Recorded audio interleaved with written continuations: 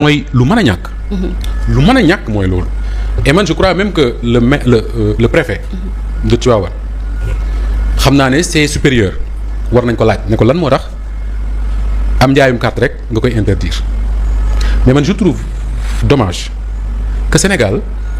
yi nga xam ne dañu yaakaaroon ne Macky Sall rek moo ko sañoon que ni une fois Macky Sall jóge na fi dootul amati parce que c'est des choses ça peut être tellement banal un parti politique bu woote fii ne day meeting. teeree xaar yàlla bii nga day meeting nga ne génne wul ñi fiy jaar yàqalu leen dara ñaari alkaati sax bu ñëwee taxaw fi ñu meeting pare dem seen yoon lan moo ci problème beneen bi mooy un parti politique yi day jaay ay carte yow nga utiliser ko mu def benn bâche fii ci xaar yàlla gi nit ñi ñëw jënd seen i carte tranquille suñ bëggee yàq nga ne leen jóge leen fi loolu lan moo ciy problème mais je pense que la solution la plus simple mooy li Ousmane Sonko wax waa parti sa feetu seenu asamaan lay wala fi wax noonu jërul buuxante man damaa programmé damay jaay ay carte pour ñi nga xam dañoo bëgg a ñëw attirer sama parti ma ne dama koy defee terrain xaar yàlla bii ñu ne préfet nee na bu ñu ko fi defee mais ma dem sama biir kër wala ma dem ci beneen kii toog fa wala permanence su parti bi nit ñi ñëw ak discipline rek nga jaay leen loolu moo koy faj mais encore une fois je me dis je ne sais pas si le ministre de l'Intérieur Makhtar Cissé il est au courant de tout ça il est au courant naturellement mais je pense que war na éviter moom ci magistère am yenn interdiction yi di jàpp parce que Bamba Cissé avant lui kan moo nekk ministre de l'Intérieur sax non Tine nekk na fi Jean-Baptiste Tine ba jóge fi déggoo fi yenn interdiction yi Bamba Cissé naka noonu Matar Cissé tey il doit travailler à ce que yooyu parce que loolu ça fait dafa am solo gis nga soo gisee souvent confrontation di am ci politique del seet li ma lay wax lii ci ëpp interdiction moo ko waral le 23 juin 2011 Dakar gépp a génn di manifester xam nga lu taxoon ñu man ko parce que Ablaye Wade moo autorisé manifestation yi contre d'ailleurs l'avis de ses proches ñu ne ko bu ko autorisé parce que nangam ak nangam mu ne non ku bëgg a ñëw ñëwal ñi bëgg a wax waaw nañ ñëw ñi bëgg a wax non nañ ñëw ñëpp ñëw daje assemblée nationale yaa ngi fàttali ko ba Farba Senghor ñëwee ñu koy xëpp ndox ñi nga xam ne ñoo contre dañoo ñëw waa PDS yi nga xam ne dañoo d'accord ñëw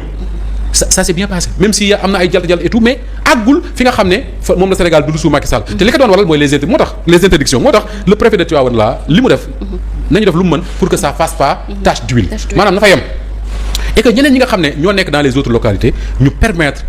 les partis politiques ñu mën a def seen activité normalement tant que gêné wuñu l'espace public y a aucun souci il faut ñu éviter les interdictions. D'accord waxtu bi mu ngi ñuy commencer xocc maintenant dañuy ñëw ci discours Diomaye parce que wax na que ni ñëw nga ci sànq que son parti est déjà moom moo mujjee juddu mais c'est le plus grand parti politique maintenant au Sénégal et au-delà de ça également il a qualifié quelqu'un de sa fitna ce quelqu'un là c'est qui maintenant naka ngay analyser également cette sortie. wax naa ci démb ñu jaar ci rapidement nag.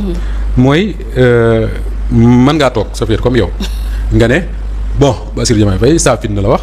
tuddul kenn nga ne bon de quel droit man ma koy mottalil waxam mais su fekkee ne da nga nekk un analyste politique comme on dit comme ñoom Abdoulaye Mbow ak ñoom Momar Diong ak ñoom Serigne Saliou nga xam ne ñoom ils sont très bons dañuy am envie très souvent étudier entre les lignes ce qui n'a pas été dit. Et ça me rappelle d'ailleurs benn cours bu ñu doon def man ma nekkee ISIC le cours c'était analyse du discours.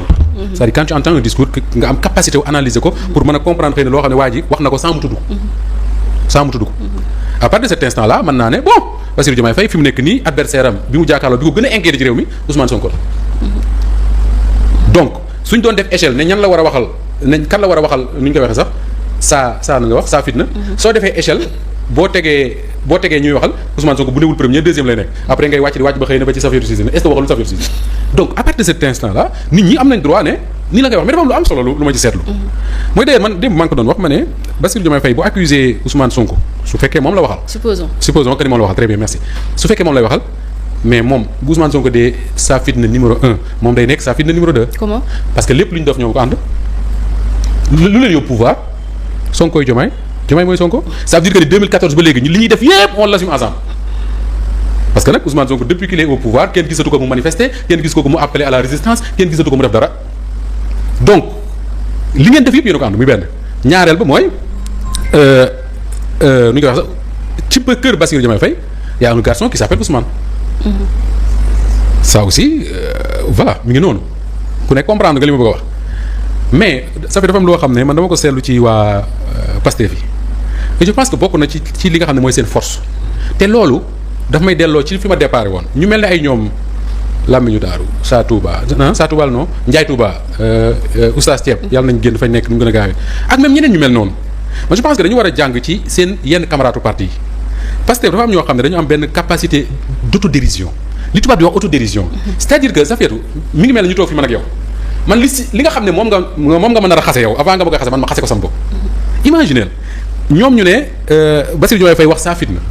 Bassirou Diomaye Faye tuddul Ousmane Sonko ñoom ñu gaaw non seulement ñoom waa Pastef ñu war a boog ñenn ci ñoom moomale ko seen bopp mais non seulement dañ ko moomale seen bopp mais dañ ko def de la dérision xam nga mooy lan mooy dañuy defar ay t-shirt bi ci saa fitna commencé ñoom seen bopp di woowee Ousmane Sonko saa fitna naan ko bàyyil